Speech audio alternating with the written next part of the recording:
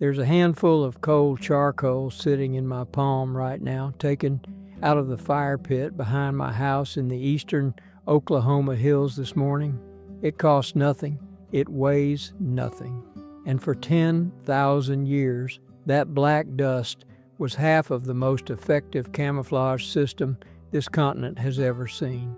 Hunters today walk into a sporting goods store and walk out $300 lighter, wearing a printed pattern designed on a computer screen, and a white-tailed deer still picks them out at 100 yards. My grandfather hunted these same oak and hickory woods in a plain gray wool shirt, and I watched deer feed within 30 feet of him like he was a stump. But the wool was not the secret, and neither is this charcoal. Stay with me all the way to the end, because the last thing I'm going to teach you is the one thing no paint, no bark, and no $300 suit can cover for you. It is not what you wear, and it is not your scent. It is one specific thing your body does every time you take a step, something every animal in these woods is built to catch, and once you fix it, you all but disappear. I'm Wes Kingfisher. I'm 64 years old. I'm of Cherokee heritage, and I was raised by my grandmother Ada in these hills, on the same home place where I still live today. My grandfather and my uncles taught me the woods, the tracking, the stalking, the sitting still, and 40 years on the powwow trail taught me the rest, from the northern plains to the desert southwest. The old ones never wrote this down, so listen close. Camouflage has become a big business in this country. Walk into any sporting goods store in America, and you will find a whole wall of it, jackets and pants and gloves and face masks, every one printed with leaves and branches that were photographed somewhere else and designed on a screen. A serious hunter can spend $300, $400, $500 dressing himself up like a bush. And every season, deer keep picking those men out of the timber like they were wearing blaze orange. Meanwhile, the people who lived on this land for 10,000 years got close enough to deer and elk and turkey to take them with a bow that reached maybe 30 yards. No store. They did it with charcoal, mud, bark, smoke, and an understanding of the animal's eye that the modern hunter was never taught. That is the difference. The store sells a costume. The old ones learned how a deer's eye actually works, what it catches and what it misses, and then they simply stopped giving it anything to catch. I am going to walk you through that whole system today, piece by piece, the outline, the shine, the clothing, the wind, the shadow, and I will come back to that last piece I promised you, the thing your body does that betrays you even when everything else is perfect. Because that is the part everybody gets wrong, and it is the part my grandfather drilled into me before I was 10 years old. Now, everything I am teaching you today is one page out of a book I put together, because the old ones never wrote any of this down, and somebody had to. It is called The Native American Way. 101 remedies, skills, and recipes that kept my people alive for 10,000 years. It has the backyard plants the old ones used and exactly how they used them, the teas and salves from my grandmother Ada's kitchen, the wild foods and when to gather them, food put up the old way, fire and shelter and water skills, and the recipes that fed the people through every winter. It is written out plain, step by step, the way an elder would tell it to you at the fire. Right now it is $17, marked down from $47, which is less than one of those camouflage jackets, for knowledge that had 10,000 years of testing behind it. Now go ahead and grab your phone and open up your camera, the same one you use to take pictures. Point it at that square code on your screen and hold it steady for a second. A little link will pop up. Give it a tap and it will take you straight to the book. And if you are watching on your phone right now, the link is waiting for you right down below in the description. Take your time. There is no rush at all. I'll wait right here. Now back to the woods, because before you touch charcoal or bark, you have to understand the eye you are hiding from. A white-tailed deer carries its eyes on the sides of its head, and that gives it close to a 300-degree view of the world. You cannot walk around a deer's vision, but that wide view comes at a price. A deer's eye is poor at fine detail. What you and I would call sharp focus, a deer barely has it all. Its eye is built for one job above every other, and that job is catching movement and catching edges.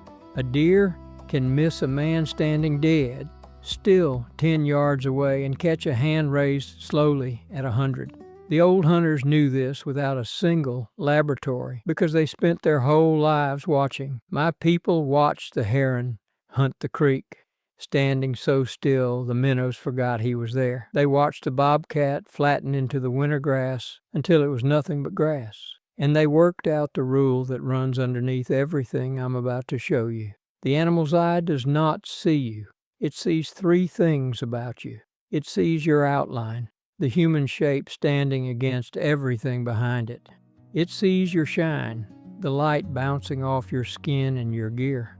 And it sees your movement. Take those three away and you are just another piece of the woods. Every trick the old ones used, the charcoal, the bark, the shadow, the slow walk, every single one attacks one of those three things. So we will take them one at a time, starting with the 100s. Think about least the shape of your own body. Nothing in the forest is shaped like a man. Think about that for a second. A vertical trunk with two square shoulders and a round head on top exists nowhere in nature except on you. And every animal on this continent learned long ago that the shape means danger. So the first job is to break that outline. Never let sky get behind you. A man on a ridgeline or standing against an open field is a black paper cutout, and a deer reads them instantly. Keep something big at your back, a white oak trunk, a boulder, a root ball from a fallen tree, so your edges melt into its edges. Then break up the front. The old hunters tied leafy branches and strips of bark at their shoulders and heads, because the shoulders and the head are the two shapes an eye locks onto first. You can do the same in 2 minutes with a piece of cord and whatever grows where you stand, and get lower. A man standing up is a man. A man crouched against a stump is a stump. My grandfather would sink down onto one knee at the edge of a clearing and pull a single cedar branch across his front. And that was the whole trick. Half the silhouette gone at the knees, the other half broken by the branch. Take your time settling into a spot like that. There is no rush in the woods, and rushing is exactly the thing we are going to talk about at the end. But a broken outline still fails if the light finds you, and the light always goes looking for the same two places first. Your face and your hands are the brightest objects you will carry into the timber. Bare skin throws light like a signal mirror, especially a forehead, a nose, and two cheekbones with a little sweat on them. The old ones killed that shine with exactly what I am holding: cold charcoal from the fire, sometimes ground fine, and mixed with a little animal fat so it spread smooth and held on in the rain. Here's how you use it.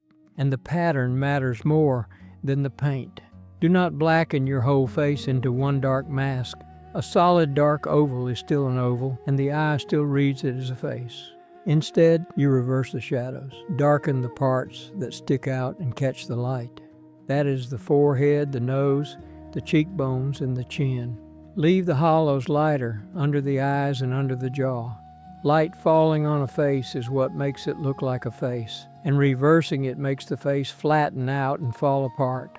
Then run 2 or 3 ragged stripes at a slant across everything, across the eyes, across the mouth, never following the natural lines of the face. Slanted stripes cut a face into pieces that do not add up to anything. Do the backs of your hands the same way. Charcoal and fat, or charcoal and plain mud off the creek bank. It costs nothing, it washes off with water and ash soap, and it beats anything in a store tube, because it came off the very fire and the very ground you are hiding in. And that idea, using the exact land you are standing on, is the whole secret to what goes on your body, too. Store camouflage fails for 2 reasons the store never mentions. The first is distance. That crisp printed pattern of leaves and twigs looks convincing in your hands, but a pattern is flat ink on flat cloth, and at 40 yards, flat ink smears into one solid gray-brown blob. In other words, an outline. The second reason is your washing machine. Common laundry detergents carry brighteners that make cloth reflect blue light, and a deer's eye happens to see blue better than almost any other color. So a man can spend $400 on Camouflage, wash it one time, and walk into the timber glowing like a porch light to every deer on the ridge. The old way beat both problems without trying. Smoke-tanned buckskin was already the color of the winter woods, a soft, dull gray-brown with no shine and no pattern to smear. And on top of that quiet base, the hunter added the land itself. Bark, leaves, grass, and mud, tied and tucked on within arm's reach of the spot where he meant to sit. Real leaves have real depth. They move exactly like the leaves around them, and they are always the right color because they came from that exact place. So here is the rule, and it costs you almost nothing. Wear dull, quiet, plain earth tones, wool or soft brushed cotton, nothing shiny, nothing washed in brighteners. Then finish dressing when you arrive. Dress where you hunt, not where you park. 2 minutes of tucking local brush into a hat band and a collar beats any pattern ever printed. But a whitetail believes its nose over its eyes every single time, so all of this is wasted if the wind is wrong. The rule is simple, and it is absolute. Keep the wind in your face, or at worst across your cheek, so your scent blows back the way you came. Check it before you start, and keep checking it with a pinch of dust dropped from your fingers, or a wet finger held up in the air. If the wind swings around behind you, the hunt in that direction is over, and the old hunters simply circled wide and came back in from the other side. For the scent itself, my people use smoke. Before a hunt, a man would stand in the smoke of the fire and let it soak into his clothes and his hair. Wood smoke is a smell the animals have known from every lightning fire for 10,000 years. It does not read as man.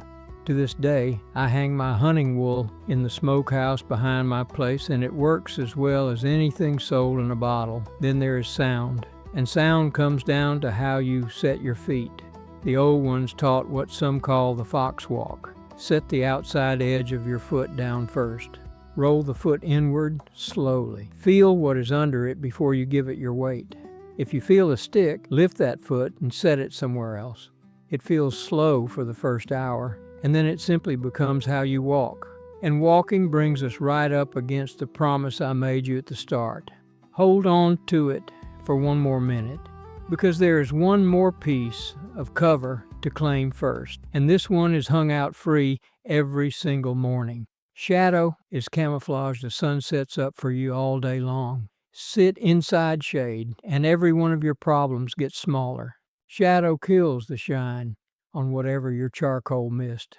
Shadow softens your outline until your edges and the tree's edges turn the same shade of gray. And shadow swallows the small movements that open sunlight would flash like a mirror. So when you pick your spot, put the sun behind you or off your shoulder, never in your face, lighting you up, and tuck yourself into the dark side of the trunk. Then give the woods time to forget you. When a man walks in, the woods go quiet around him. The squirrels stop. The birds hold still. But if you settle in and stay still, the woods start back up in about 15 to 20 minutes. That is 15 minutes at the very least, so do not trust the first 10. When the birds are working the branches over your head again, you have been accepted. And every deer in earshot reads that bird song as the all clear. My grandmother had a saying about that. She said the woods will tell every secret to a patient man and nothing at all to a hurried one. And that brings us to the last thing, the one I promised you at the start, the thing your body does that gives you away even when everything else is perfect. Here it is, your rhythm. A healthy man walking has the most regular gait in the entire forest. Step, step, step, step. Every stride the same length, every footfall the same weight, on one steady beat, like a clock ticking through the dry leaves. And nothing else out here moves that way. A squirrel scratches and stops. A feeding deer takes 2 steps, drops its head, takes 1 more step, then freezes and listens. A turkey scratches 3 times and stands stone still. Every wild thing moves in broken, ragged time, because every wild thing pauses to listen between its own footsteps. Only one animal on this continent walks in a long, even, unbroken rhythm, and that is a man. And every deer that ever lived long enough to grow antlers has that beat burned into it as the sound of danger. It does not need to see you at all. 4 even footfalls in the leaves, and it is gone. That is why a man in a $500 suit gets picked off at 100 yards while my grandfather stood there in plain gray wool and got ignored. His clothes were quiet, but more than that, his time was wild. So here is the fix he drilled into me before I was 10. Break your beat. Take 3 or 4 soft steps, then stop. Stand still for at least twice as long as you moved and longer if you can bear it. Then a few more steps and stop again, and never use the same count twice. Better yet, move when the woods move. When the wind comes up and the whole forest is swaying and rustling, take your steps. When the wind dies, you die with it. Stone still until it breathes again. Do that with a broken outline, a dull face, quiet clothes, and the wind in your favor, and you are not a man in the woods anymore. You are the woods. And that is the kind of thing my grandfather handed me for free, standing in these same trees. There are 101 pieces of knowledge like it in the book: the Native American way, the remedies, the wild foods, the survival skills, and the old kitchen, all written out plain so they do not die with me. It is $17 right now, down from $47 for 10,000 years of knowing. Now go ahead and grab your phone and open up your camera, the same one you use to take pictures. Point it at that square code on your screen and hold it steady for a second. A little link will pop up. Give it a tap, and it will take you straight to the book. And if you're watching on your phone right now, the link is waiting for you right down below in the description. Take your time. There is no rush at all. I'll wait right here. So remember it in one breath. Break your outline, kill your shine, dress from the land you stand on, keep the wind in your face, sit in the shadow, and break your rhythm. Tell me in the comments where your people are from. And if there's native blood in your family line, like there is in so many American families, I'd be honored to hear the story. I read every single one. Next time, I'm going to show you the tree growing in half the backyards in America that my grandmother Ada made her pain tea from. The very same tree the modern world turned into the most common pill in your medicine cabinet. Wado, my friends. That means thank you. Walk easy, and I'll see you down the trail.